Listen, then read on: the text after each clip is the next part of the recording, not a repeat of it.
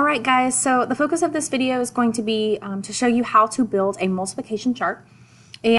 Okay, but I'm not quite done yet. So now I've got to go across the top with my ones. So 1, 2, 3, 4, 5, 6, 7, 8, 9, 10.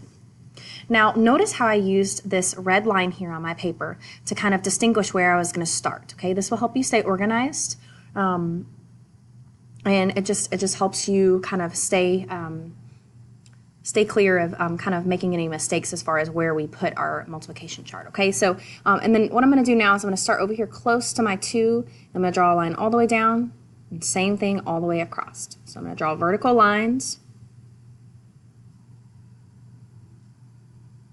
And again, it's okay if they're not completely straight. That's not the expectation. However, try to get them as neat as possible. And so that way you can really see what you're working with, okay? So I have finished all my ones, so I'm going to give my ones a check. Now I'm moving to my tens. So let's start over here, 10, 20, 30, 40, 50, 60, 70, 80, 90, 100. All right, and I'm going to do the same thing down the bottom, 10, 20, 30, 40, 50, 60, 70, 80, 90, 100. Okay, so I'm finished with my tens. And now notice how I told you I was going to explain to you what this box means. Now, I have this box here because once I finish my ones and tens, I have an enclosed space here that I'm going to be working in. Okay, so it just signals that I should have my box ready to go. And that just kind of helps you if you need to make any corrections there. Okay, so now I'm going to move to my nines, and there is a trick associated with the nines.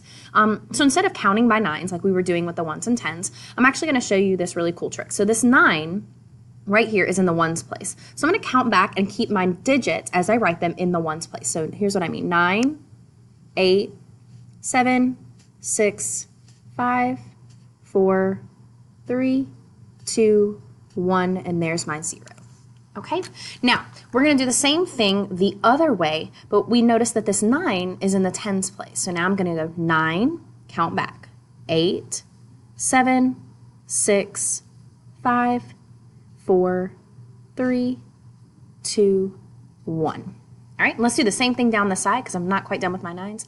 9, again, that's in the ones place, 8, 7, 6, 5, 4, 3, 2, 1, 0. All right, and then same thing back up the other side. 9 is in the tens place. 9, 8, 7, 6, 5, 4, 3, 2, 1, and then my 0 will be there. Perfect. So now I'm done with my nines. Now we're going to move to our fives. Okay, so we're starting with the trick and then the one we know the best. Okay, our fives. We can count by fives. 5, 10, 15, 20, 25, 30, 35, 40. All right, but I got to do the same thing down the going down. 5, 10, 15, 20, 25, 30, 35, 40, 45, 50. All right, so I'm finished with my fives. Now I'm going to move on to my twos. So I'm going to count down, going down, count by twos, and then going across, count by twos. So 2, 4, 6, 8, 10, 12, 14, 16, 18, 20. All right, now I'm going to go across. 2, 4, 6, 8, 10, 12, 14, 16, 18, 20.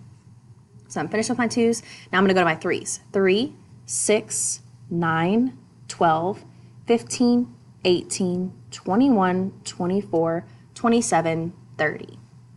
I'm going to do the same thing going across the top here. 3, 6, 9, 12, 15, 18, 21, 24, 27, 30.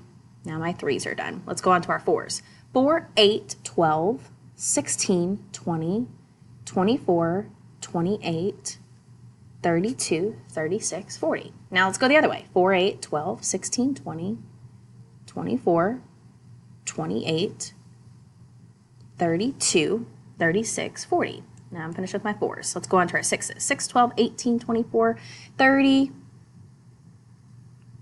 36. What comes next? 42. We're counting by sixes. 48. Okay. And then same across this across the top here. 6, 12, 18, 24, 30, 36, 42, 48, 54, 60. All right. My sixes are done. Now let's do my sevens. 7, 14, 21, 28, 35, 42. 42 plus 7 is 49, 56. All right, and then same thing here. 49, 56, 63, 70. There's my sevens. And then I'm left with one left here, and then I know 8 times 8 is 64, but if I didn't know, 56, 57, 58, 59, 60, 61, 62, 63, 64. And that is my last digit there, and I can check off my 8s. Okay, so last thing I'm going to do is label my start chart. And this is extremely useful when you're thinking about multiplication facts, knowing them and being able to recall them, but also it is a tool you can use for equivalent fractions, and we'll talk more about that when we get to the unit. However, for the time being, I want you to use this for your multiplication practice and just being able to build this tool and use it for tests and other things, quizzes. As long as you can make it and create it, you are welcome to use it. Thank you so much for watching.